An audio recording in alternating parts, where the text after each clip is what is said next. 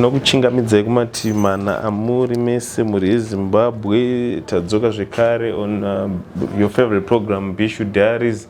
Tinokumbira kana mune vanyari kani kana vana vari pasi pemakore 18 kuti vambosuduruke apo tinenge tichikurukura nyaya dzakasiyana siyana dzinoitika pano paHasha TV. And today I have got my sister.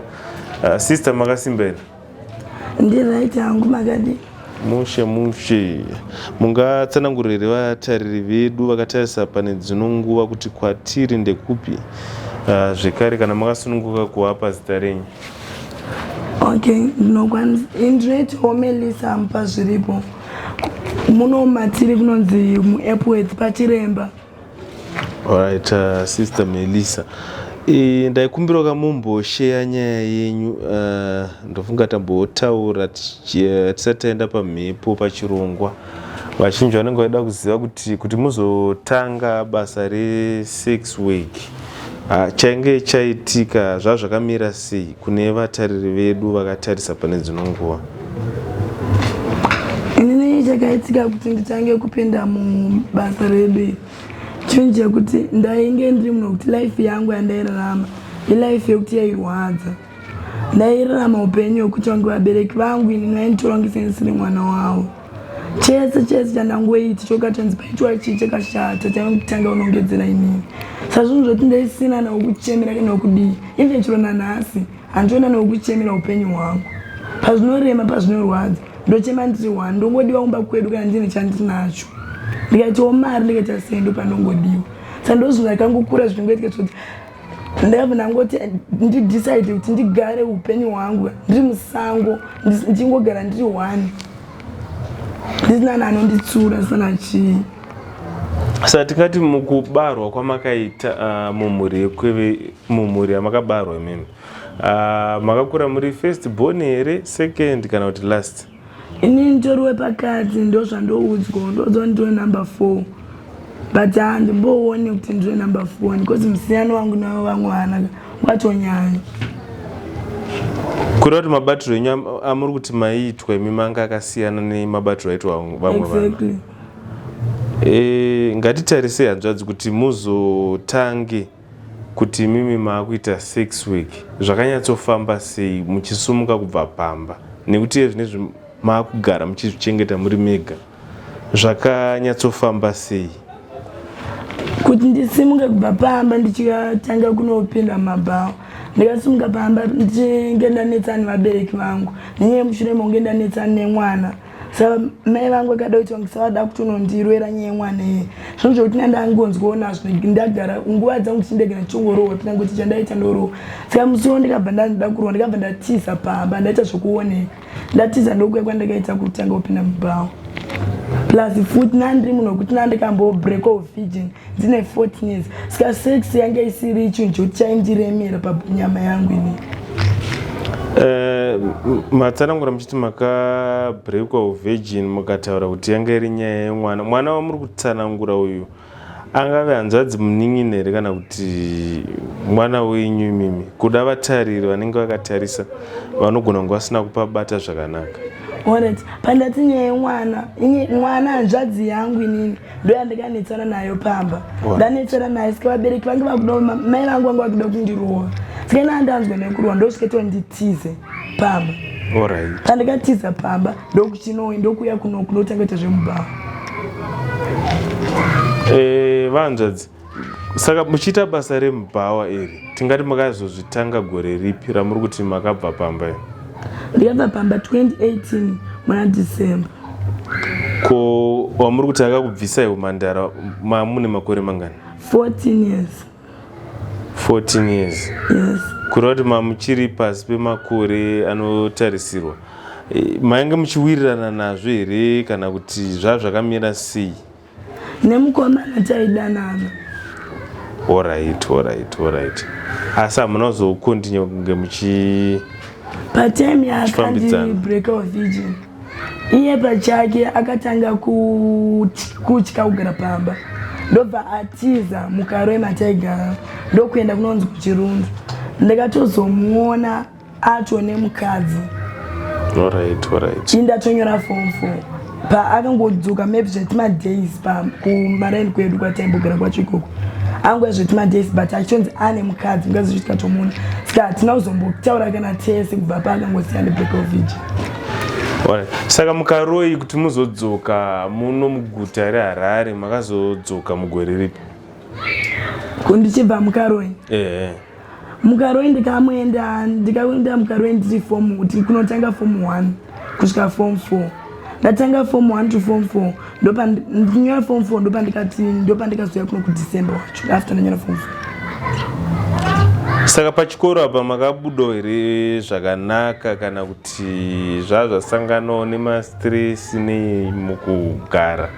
Ani pachikoro hangu ndizvo zvinotondirwadza kuti ndinyatsotsanangura nezvapo because ndiri munhu wekuti ndaine shungu dzekuti ndiendewo kumberi nechikoro ndaitodawo kuenda mberi nechikoro but zvozoti masituations epamba aindifosa kusvika pakuita zvinhu zvanai ndisingadi.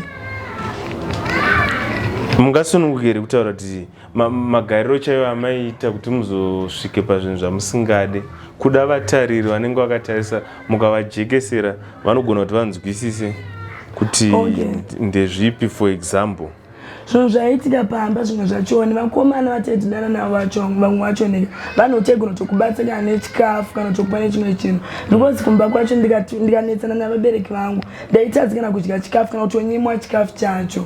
Dzimwe nguva mauniform angu aiti akabvaruka ekuchikoro inini vabereki vangu vaindidzotisona nemaoko apenenge kabvaruka kana nechepanapo nechekuno kumashuruko because jira rachooneka ranga riri tetere pachikoro pedu. Saka ndaigona kuti zvinhu zvoti zvimwe zvacho hazvikwanisi kunyatsotsanangurika. Maticha aitopa ngondibatsirawo mamwe maticha pachikoro pedu achingoonawo nenyepoteshiwa yandaiyedzamawo kuitawo ndiri pachikoro but ndikazosvika pangoti inini zvechikoro zvacho bhita ndizvisiya but ndaisingaudzi vabereki kuti ndozisiya ndaitosvika ndaikunotobuda mumba ndandinogara magamu pachikoro. Alright, ngatiti titarise pamararamiro amakuita muzuva ranhasi. Tingati pazuva imimi mabuda muchinonoita basa renyu iri re6 week mungakwanise kuketywa nevarume vangani pazuva? Inini varume vanokwanisa kundikecha ndinokwanisa kuketywa kana ne5 kana ndokunge ndakadhakwa kana ndiri soba ndenge ndogona kutongokechwa kana ne1 kana ne2. Alright, ndanzwa mutaura kuti kana makadhakwa nepamuri soba. Pamuri soba apa munenge muchivheta vanhu here kana kuti?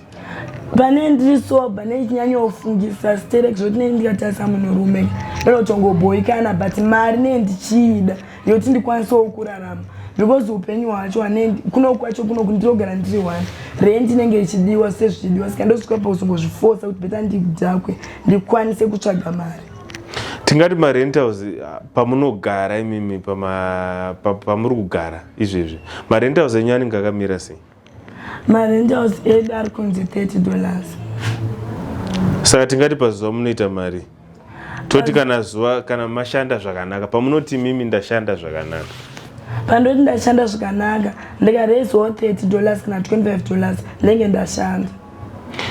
Saka kubva pamakatanga basa renyu iri ramuri kuita iri tingati pane here zvimwewo zvinhu zvamunoti izvi ndakatenga zvakati nezvakati nezvakati? Inini handei kunyepa kutenga zvinhu ndikatombotenga but ndanzwa nekuti ini handikwanise kunyanya kugara ndiri 1 kwezi ndiri munhu wekuti ndikagara ndiri 1 ndonyanya kukurwa nekufunga saka ndofanira kugara neshamwari ndotsvaga na 1 shamwari yangu yandosheya nayo yandokwanisa kugara nayo zvino mashamwari acho ese mamwe acho anopesa ondibira saka zviro zvandikatenga hapana 1 chinobatika. Mune zuva ramunomboti ndine customer yandakasangana nayo ikanyatsondipa bonde zvekuti handife ndakakanganwa kana zvakakunakidzai? Ndikapedza kuzvinzwa kudhara ndichatanga chiuri so fine handichanyanyonakiwa nesex. Alright, pakawana munhu anoti anoda kukuroora imimi kusetla naye kuti mosiya izvi mungazvitambirira? Varume handichambowa trust because varume vanorasisa varume vanorwadzisa ndinoshira kuti nangu ndigare ndiri one kana pana ndao ndibatsira ngandibatsire ndiri neimba yangu inini ndichiita zvinhu zvangu ndiripo pamba. Alright, hanzvadzi ndofunga ndasanda kubvunza mubvunzo wekuti pari zvinezvi maane makore mangani ekuberekwa? Ndokwanisa 21 years kutsva 24 December. Basa ramunofunga kuti mimi mungaite kuti muzviraramire kana kuti muzvivandudze upenyu mugone kusiyana nezvamuri kuita pari zvino, kuri kunzi munoda kusiyana nazvo, nderipi basa ramakatarisira kuti inini ndikaita hangu izvi ndofunga ndikasiya izvi ndokwanisa kuita peace of mind ndichizviraramira?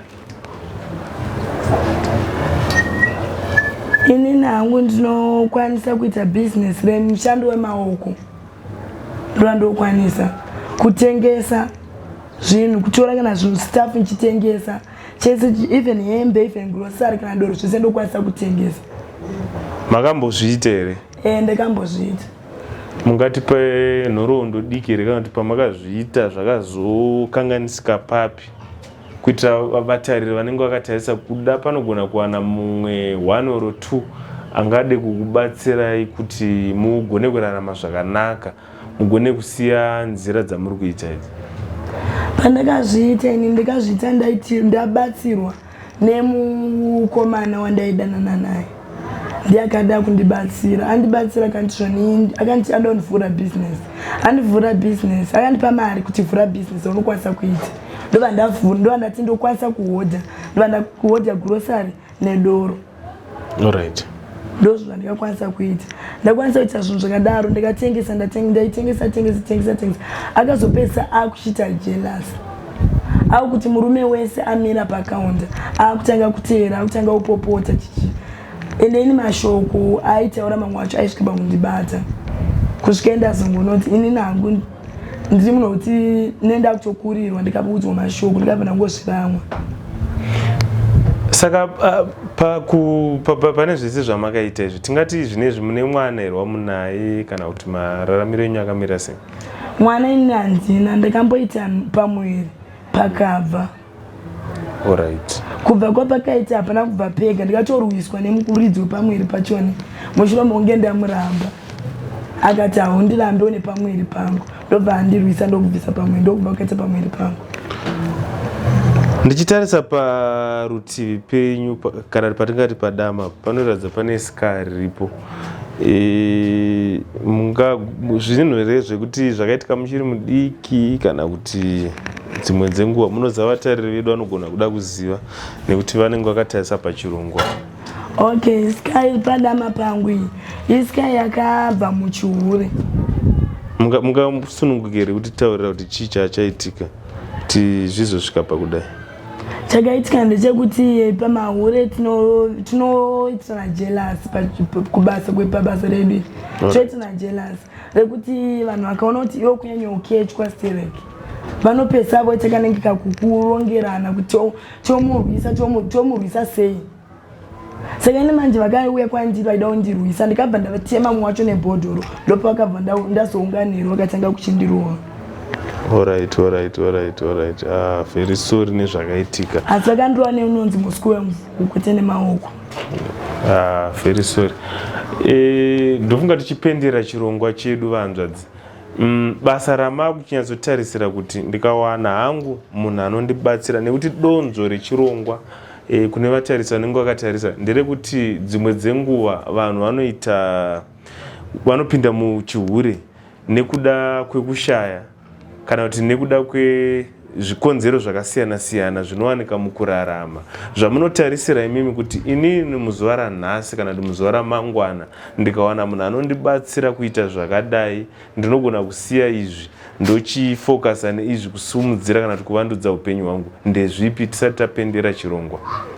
Ini pari zvino ndikuda mari yecapital. Ndikawana mari yecapital ndokwanisa kusiya chihure because chinotorwadza.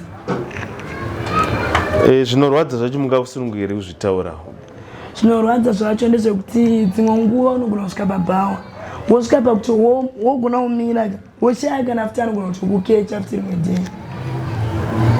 koita dzingwa dzoutinosvika futi pabhawa pachoni ungowana vanhu vanongokumwisa doro vakumwisa doro kuti ndipai mari vogona kutokudza kuti mari izvozvo handina promise wosiya kana kubatisa chimwe chinhu oregedza kudzoka. Ama zvakawanda zvatiri kusangana nazvo zvinotorwadza. Mari tinomboibatawo dzimwe dzenguva but hapasi pese patiri kuibata zvoti ndinotoshira wombozorora kutomborarawo mumba. Handiti tinotenda vahanzvadzi nehurukuro yataita. Ndinovimba vatariri makatarisa manzwa hurukuro yataita nehanzvadzi yangu. Tichazenge tichizodzoka kwamuri tichikupai update zvekare kune macomments anenge achiiswa nevanhu. Tikuona macomments ari kuiswa pacomment section akasiyana siyana kuburikidza nehurukuro yanga tichiita nehanzvadzi yangu. Tinovimba vazhinji vachabatsira kuti vange vachivandudza upenyu hwanzvadzi yangu yanga tichikukura nayo muzuva ranhasi.